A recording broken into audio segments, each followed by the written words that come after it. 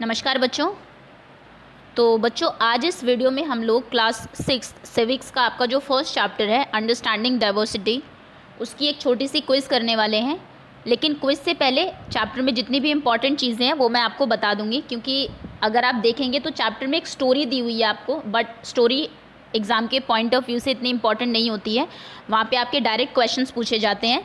तो चैप्टर में जो चीज़ें इंपॉर्टेंट है पहले उनको डिस्कस करेंगे। तो पहले मैं आपको लेसन के नोट्स बनाए हुए हैं पॉइंट वाइज, उनको बताऊंगी। पहले आप उसे ध्यान से सुनेंगे, उसके बाद एक क्विज़ है लास्ट में, आप उसको अटेम्प्ट करेंगे। ओके, तो चलिए स्टार्ट करते हैं। चैप्टर में आपको डाइवर्सिटी के बारे में बताया हुआ है कि डाइवर्सिटी क्या होती है, इंडिया कैसे एक डाइवर्स कंट्री है, और कुछ स्टेट्स का आपको कंपैरिजन भी बताया हुआ है कि क्यों चीज़ें डाइवर्स होती है, क्यों डिफरेंट लाइफस्टाइल्स होते हैं लोगों के। उससे पहले अगर चैनल को अभी तक आपने सब्सक्राइब नहीं किया तो वीडियो के नीचे राइट साइड में आपको रेड कलर से सब्सक्राइब लिखा हुआ दिख रहा होगा, आप उसको टैप कर दीजिए। चलिए, तो सबसे फर्स्ट जो इम्पॉर्टेंट क्वेश्चन है आपका, और ये एग्ज़ाम के लिए भी मोस्ट इम्पॉर्टेंट क्वेश्चन है। अगर आप कोई भी पेपर उठा के देख लीजिए, FA1 या फिर आपके पीरियोडिक हाफ ईयरली, उसमें एक क्वेश्चन ज़रूर पूछा जाता है आपसे, that what is diversity. Diversity होती क्या है, बहुत सारी डेफिनेशन है, एक ईजी सी डेफिनेशन आपको बता देते हैं। डाइवर्सिटी मतलब होती है, diversity means having a range of people with various racial, ethical, socio economic and cultural backgrounds. Diversity का मतलब है कि आपके पास अगर अलग अलग रेस के, एथिक्स को मानने वाले, अलग अलग सोशल बैकग्राउंड से, अलग अलग इकोनॉमिक बैकग्राउंड से, अमीर कोई गरीब, अलग अलग कल्चर को मानने वाले, ऐसे बैकग्राउंड के लोग हैं जिनके वेरियस लाइफ स्टाइल्स हैं, डिफरेंट लाइफ स्टाइल्स हैं, एक्सपीरियंसेस सभी के अलग हैं एंड इंटरेस्ट सभी के अलग है। इसको हम लोग डाइवर्सिटी कहते हैं। ओके, डाइवर्सिटी मतलब डाइवर्स चीज़ें, अगर बिल्कुल सभी चीज़ें एक जैसी हो जाएगी, सभी लोग एक जैसे हो जाएंगे तो बहुत बोरिंग हो जाएगी लाइफ आपकी। तो डाइवर्सिटी मतलब होता है कि ऐसे लोग जिनके इंटरेस्ट अलग हो, जिनकी एक्सपीरियंसेस अलग हो, लाइफ के लाइफ स्टाइल्स अलग हो, डिफरेंट रेस से वो बिलोंग करते हो, डिफरेंट रीजन्स में रहते हैं, डिफरेंट सोशल इकोनॉमिक लाइफ है उनकी, डिफरेंट कल्चर्स हैं। ओके, अलग बैकग्राउंड के जो लोग हैं, जब आपके पास having such kind of people, जब आपके पास ऐसे लोग होते हैं तो उसको हम डाइवर्सिटी बोलते हैं। ओके, सो ये डेफिनेशन आप ज़रूर लर्न कर लेंगे। Again I am telling you, exam point of view से इंपॉर्टेंट है ये। Next is explaining diversity. Diversity होती क्यों है, इंडिया में डाइवर्सिटी क्यों है। तो देखिए, अब स्टार्टिंग से स्टार्ट करते हैं कि चीज़ें डाइवर्स क्यों हुई, अलग अलग सभी लोगों के इंटरेस्ट अलग क्यों हुए, एक्सपीरियंसेस अलग क्यों होते हैं।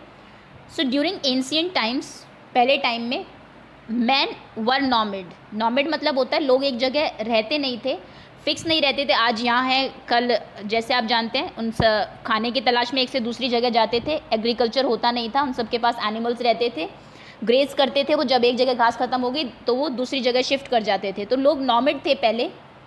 लेटर बाद में ही started to lead a social life, man ने एक सोशल लाइफ स्टार्ट की, which led to the emergence of diversity. वो एक जगह रहने लगा, फिक्स होके वो एग्रीकल्चर करने लगा, जिससे कि धीरे धीरे डाइवर्सिटी इमर्ज हुई। कैसे, human beings are social animal, जैसे आप जानते हैं आप सभी सोशल एनिमल है, आप सबको सोसाइटी में रहना है, आपको फ्रेंड्स भी चाहिए, लोग भी चाहिए अपने चारों तरफ, आप अकेले कोई भी सर्वाइव नहीं कर सकता है। एंड दस can not fulfil all the need on their own. आपकी अपनी सारी जितनी भी ज़रूरतें हैं वो आप अकेले पूरा नहीं कर सकते, डेफिनेटली दूसरे लोगों की ज़रूरत होती है ह्यूमन बींग्स को। Human being is a social animal. तो क्या हुआ, with various social groups of human, अब अलग अलग सोशल ग्रुप्स बन गए लोगों के, different activities are performed, different activities सभी लोग करने लगे अलग अलग ग्रुप्स में, डिपेंडिंग ऑन देयर कल्चर, जैसा उनका कल्चर है उस तरीके से। स्किल्स, किस चीज़ में वो स्किल है, ज़रूरी नहीं है आप हर चीज़ में अच्छे हैं, तो जिस चीज़ में वो ग्रुप अच्छा था उसके अकॉर्डिंग उसने अपनी स्किल के अकॉर्डिंग एक्टिविटीज़ चूज़ की। जोग्राफिकल लोकेशन पे भी बहुत चीज़ें डिपेंड करती है, जैसे अगर आप इंडिया में लद्दाख का आपको ऑप्शन वो दिया हुआ है एक NCERT में, अगर आप लद्दाख में रहते हैं तो वहाँ पर आप खेती नहीं कर सकते, डेफिनेटली आपको कोई दूसरी चीज़ सोचनी पड़ेगी। ओके, इंटरेस्ट के अकॉर्डिंग किस चीज़ में आपका इंटरेस्ट है वैसा उन्होंने काम शुरू किया, एंड अंडरस्टैंडिंग अपनी समझ के अनुसार। तो ये इन सब चीज़ों के अकॉर्डिंग लोगों ने अपने आप को सेटल करना शुरू किया, इसकी वजह से चीज़ें डाइवर्स हो गई। किसी का इंटरेस्ट कुछ है, दूसरे पर्सन का कुछ है, तो वो दोनों डिफरेंट हो गए, है ना, तो डिफरेंट होते गए, इस तरीके से डाइवर्सिटी बढ़ती गई। अब ये एक इम्पॉर्टेंट चीज़ है आपके लिए, historical and geographical factors also influence the diversity of a region. किसी रीजन की में डाइवर्सिटी सब पूरे इंडिया में है, but region to region differ क्यों करती है? क्योंकि हर जगह का अपनी हिस्ट्री रही है अलग, और जोग्राफिकल फैक्टर्स भी डिपेंड करते हैं। कैसे? ये आपको 2 स्टेट्स के थ्रू आगे बताया जाएगा। आपको केरला और लद्दाख की बहुत सारी चीज़ें बताई हुई है कि लद्दाख केरला से क्यों डिफरेंट है, क्या रीजंस हैं। तो ये देख लेते हैं एक बार, फैक्टर्स इन्फ्लुएंसिंग डाइवर्सिटी। कौन से फैक्टर्स है जो डाइवर्सिटी को इन्फ्लुएंस करते हैं?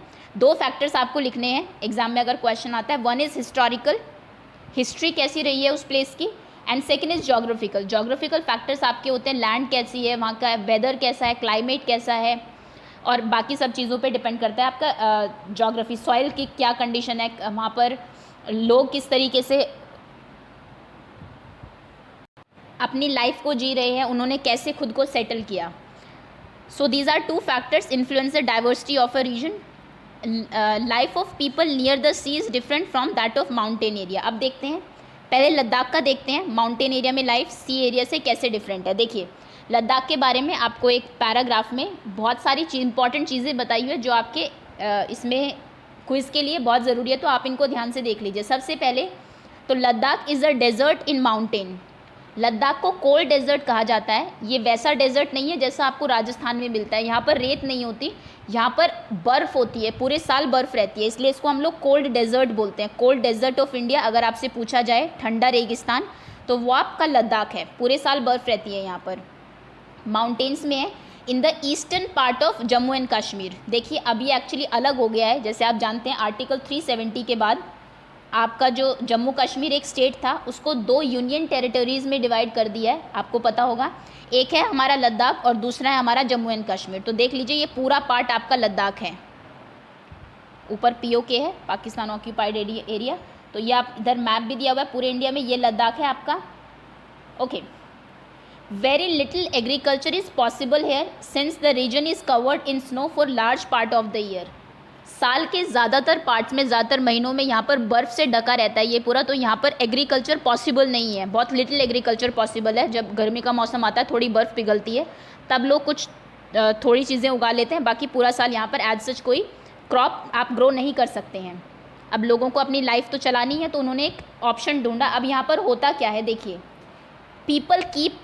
People here keep sheeps and goats. तो लोग यहाँ पर शीप्स और गोट्स रखते हैं। एनिमल्स जो नॉर्मल है आपके बफेलो का, वो भी सर्वाइव नहीं कर सकते क्योंकि टेम्परेचर बहुत लो होता है। तो यहाँ पर शीप्स, जैसे आप जानते हैं, शीप्स की बॉडी पर बहुत फर होते हैं, तो वो उनको वार्म रखते हैं, गर्म रखते हैं, इसलिए शीप्स वहाँ पर ईजिली सर्वाइव कर जाती है। तो शीप्स एंड गोट्स यहाँ के लोग रखते हैं। The goats in this region are special, और गोट्स भी स्पेशल होती है because they produce pashmina wool. Pashmina wool के बारे में आपको 2 चीज़ें ध्यान देनी है। एक तो ये गोट्स प्रोड्यूस करती है, शीप नहीं। दूसरा, पश्मीना जो है ये बहुत ही फाइन वूल होती है आपकी, बहुत ही ज़्यादा सॉफ्ट सबसे पहले तो। दूसरी एक इम्पॉर्टेंट चीज़ ये है कि पश्मीना वूल के जो शॉल्स या फिर जो आपकी चीज़ें बनती हैं, स्टॉल्स एंड ऑल, वो कभी भी मशीन से नहीं बनते, वो हमेशा हैंडमेड होते हैं। ओके, तो ये चीज़ आप ध्यान रखेंगे। पश्मीना वूल सबसे पहले तो लद्दाख में प्रोड्यूस होती है, गोट्स से प्रोड्यूस होती है, कश्मीरी गोट्स उनको बोलते हैं, और बहुत ही फाइन और बहुत ही ज़्यादा वार्म, और इतना ये बारीक मटेरियल इसका होता है कि ऐसा कहा जाता है पूरे शॉल को आप एक जो रिंग आप पहनते हो अंगूठी, उसमें से निकल जाता है पूरा का पूरा शॉल, इतना पतला होता है लेकिन बहुत ज़्यादा वार्म होता है। ओके, सो पश्मीना वूल कहाँ पर होती है, और 1-2 फीचर्स और इसको आपको पता होने चाहिए। आगे देखिए, the people of Ladakh sell pashmina wool to traders from Kashmir. Again an important point, pashmina wool produce होती है लद्दाख में, लेकिन वहाँ पर उसके शॉल्स नहीं बनते। वहाँ पर सिर्फ आपके उनके जो फर होते हैं वो काट लिए जाते हैं, उसके बाद इसको भेज दिया जाता है कश्मीर, जहाँ पर इससे शॉल्स बनते हैं। सो अगर आपसे पूछा जाएगा प्रोड्यूस कहाँ पर होती है, तो आप बोलेंगे लद्दाख। लेकिन अगर आपसे पूछा जाएगा कि ये इसके शॉल्स कहाँ बनते हैं, मैन्युफैक्चर कहाँ होते हैं शॉल, पश्मीना शॉल्स, तो आप बोलेंगे जम्मू एंड कश्मीर, ये कश्मीर में होते हैं। Okay, next question is Buddhism reached Tibet via Ladakh. Tibet आप जानते होंगे इस तरफ है हमारा, ये पूरा तिब्बतियन एरिया है, और तिब्बत में बुद्धिस्ट ही रहते हैं। बुद्धिज़्म वहाँ का मेन रिलीजन है। आपने शायद दलाई लामा का नाम भी सुना हो, जो वहाँ के हेड है तिब्बत के। तो तिब्बत में जो बुद्धिज़्म गया है वो लद्दाख के थ्रू ही गया है। तो देखिए किस तरीके से रिलीजन को फैलाने में भी आपके जो जोग्राफिकल लोकेशन है उनसे फ़र्क पड़ता है। Next is Islam was introduce in this region more than 400 years ago. लगभग 400 साल पहले कश्मीर में इस्लाम इंट्रोड्यूस हुआ और अब यहाँ पर क्या हुआ है, there is a significant Muslim population here, और लद्दाख में अब काफ़ी ज़्यादा मुस्लिम पॉपुलेशन है। ओके, तो आपको पता लग गया रिलीजन क्या है, वेदर कैसा है, लोग क्या काम करते हैं लद्दाख के। और ये उन्होंने काम क्यों चूज़ किया, क्योंकि वेदर कंडीशन ऐसी है, अगर एग्रीकल्चर नहीं कर सकते तो कुछ ना कुछ करना ही पड़ेगा। ये देखिए, ये बुद्धिज़्म जो आपको बताया हुआ गौतम बुद्ध ने स्टार्ट किया था।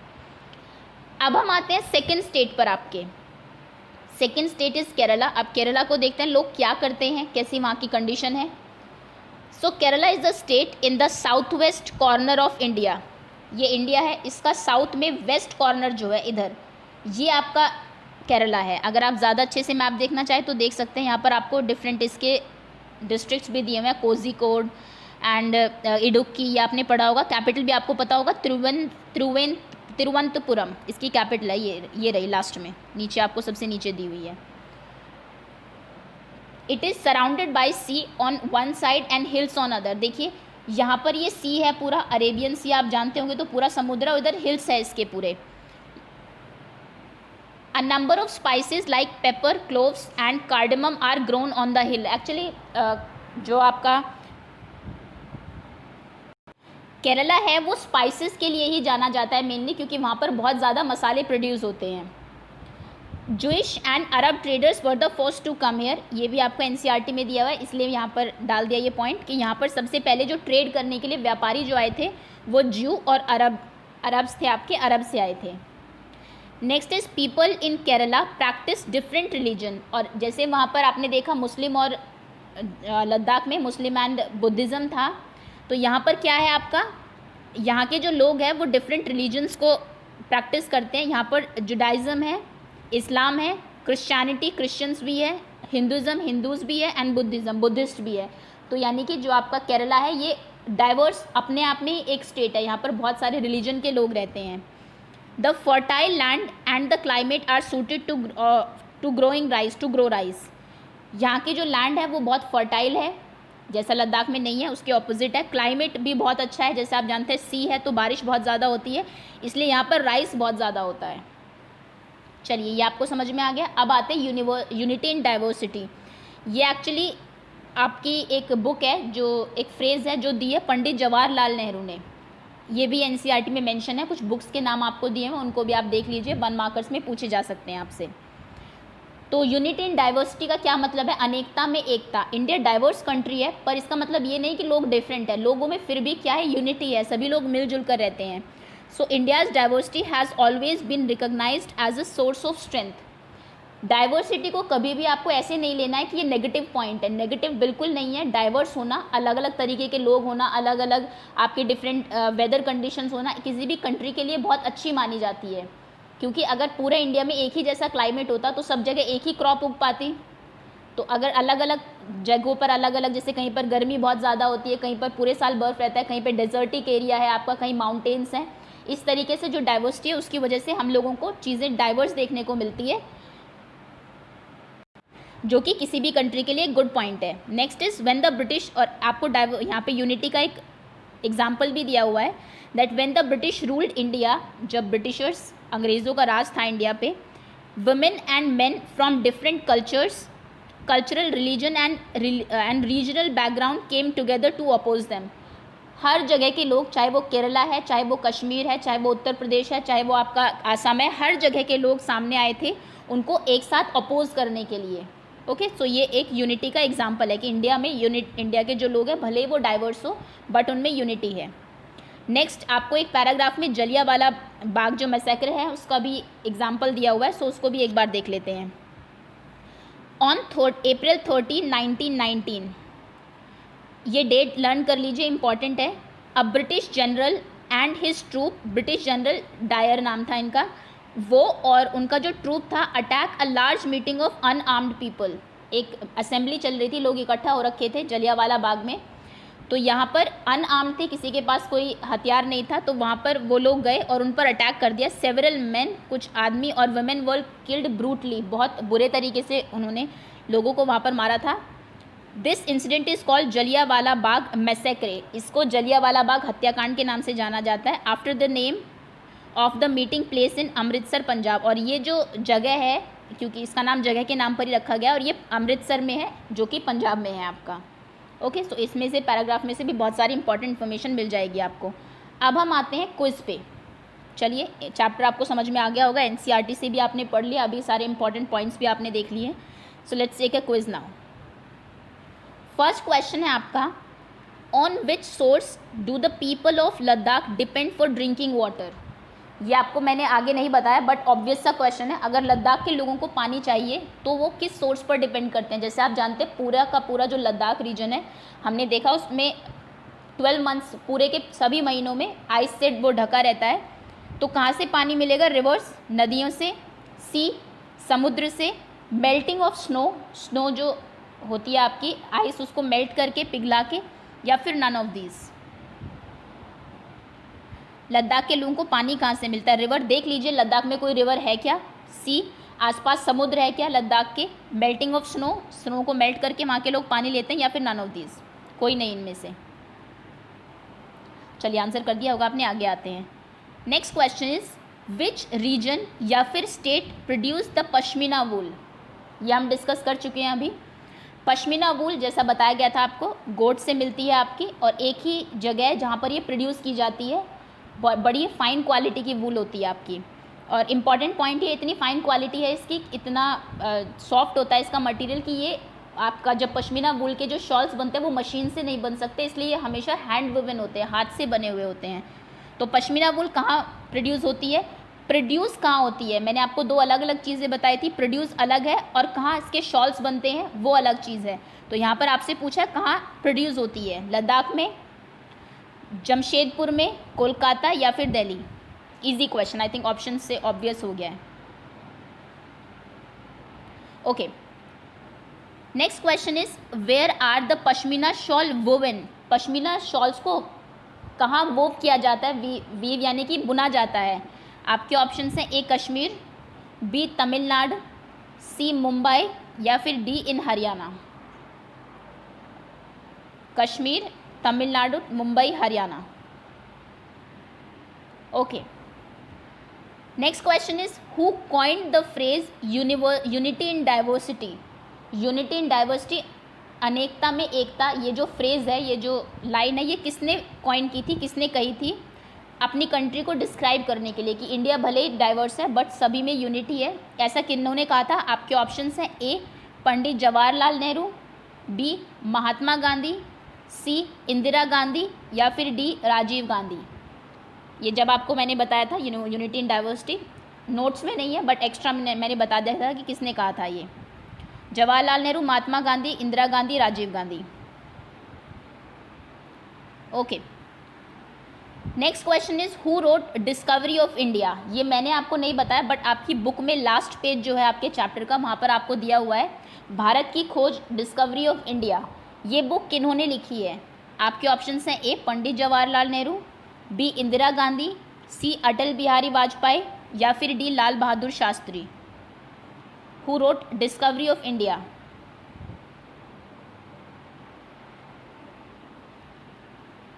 चलिए, आंसर कर दिया होगा आपने। Next question is, in which city of India is Jallianwala Bagh situated. Jallianwala Bagh किस स्टेट में सिचुएटेड है, किस सिटी में सिचुएटेड है? आपके ऑप्शंस हैं, A Amritsar, B Kurukshetra, C Panipat, या फिर डी मुंबई।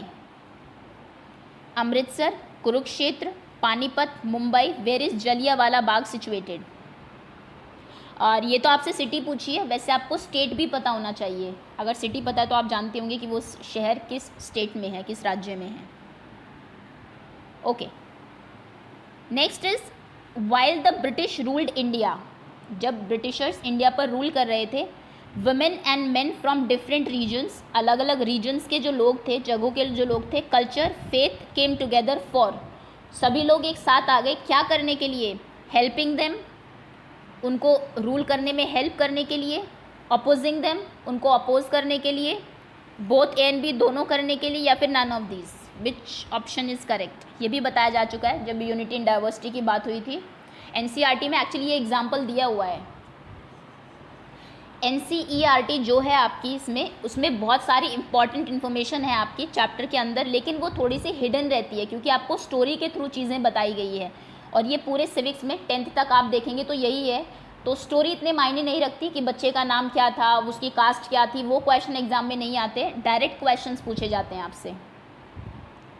चलिए, next question is name the state located in south west corner of India. ये इंडिया है आपका, इसका साउथ और वेस्ट इधर कौन सा स्टेट है और कॉर्नर में हमारे।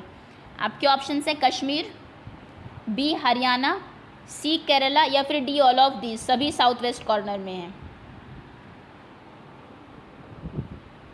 ओके, आंसर कर दिया होगा। तो ये बाकी भी पता होने चाहिए आपको। कश्मीर हमारा नॉर्दर्न स्टेट है, नॉर्थ साइड में है। हरियाणा, अभी तो कश्मीर यूनियन टेरिटरी बन गया है एक्चुअली। अगर अभी आपसे कोई पूछता है कि इंडिया में कितने स्टेट्स हैं, तो देखिए इंडिया में पहले 29 स्टेट्स थे, 7 यूनियन टेरिटरीज थी।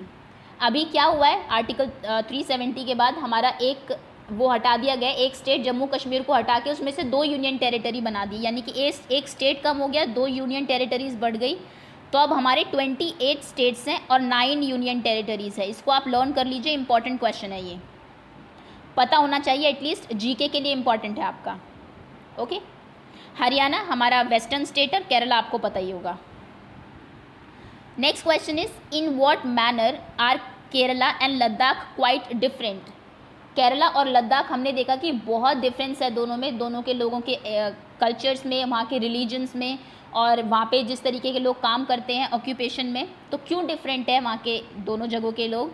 जोग्राफिकल फीचर्स की वजह से, बायोलॉजिकल फीचर्स की वजह से, या फिर हिस्टोरिकल फीचर्स की वजह से, या फिर सभी रीजंस हैं।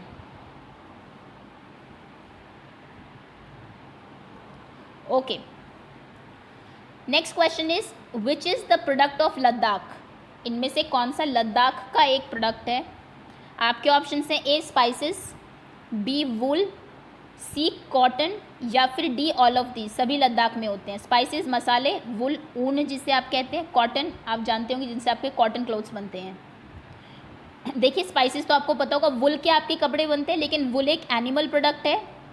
कॉटन के भी आपके कपड़े बनते हैं। कॉटन हमारा एक प्लांट प्रोडक्ट है, कॉटन प्लांट होता होगा, आपने देखा होगा, जिस पे रुई लगती है, उससे आपके कॉटन क्लोथ्स बनते हैं। सो आपको बताना है कि लद्दाख, इनमें से लद्दाख में क्या चीज़ होती है। लद्दाख जैसे आप जानते हैं कि हमेशा ही वो बर्फ़ से ढका रहता है, तो क्या वहाँ पर किस तरीके से लोग अपने ऑक्यूपेशन क्या चूज़ किया उन्होंने। चलिए, next question is name the religion which reached Tibet via Ladakh. Tibet में एक्चुअली एक ही, मोस्टली जो लोग हैं वो एक ही रिलीजन के हैं जो कि वहाँ पर गया है लद्दाख के थ्रू। मैंने मैप में भी दिखा दिया था आपको तिब्बत कहाँ पर है। सो तिब्बत में जो रिलीजन गया है लद्दाख के थ्रू वो कौन सा है? आपके ऑप्शन हैं ए जैनिज़्म, जैनिज़्म महावीर जैन ने शुरू किया था, बी बुद्धिज़्म, सी इस्लाम या फिर डी सिख। कौन सा रिलीजन, कौन से धर्म को तिब्बत के लोग मानते हैं जो वहाँ पर लद्दाख के थ्रू गया है? Jainism, Buddhism, Islam, Sikh.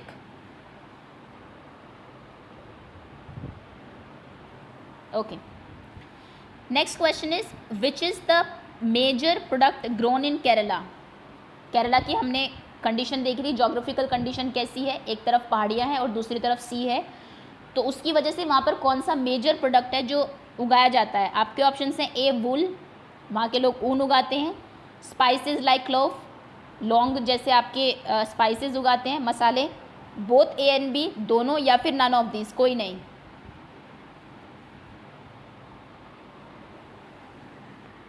Okay, easy question है। Next question is what is dzos. Dzos क्या है? A type of yak cow, एक टाइप ऑफ याक है। याक जैसे आपने देखा होगा बहुत बड़े बड़े बाल होते हैं उनके ऊपर, और लद्दाख ऐसे जो आपके हिली एरियाज़ हैं जहाँ पे बर्फ़ ज़्यादा होती है यहाँ पर पाए जाते हैं। अ टाइप ऑफ डॉग, एक टाइप का डॉग है। अ टाइप ऑफ गोट, एक टाइप की गोट है, या फिर अ टाइप ऑफ कैट।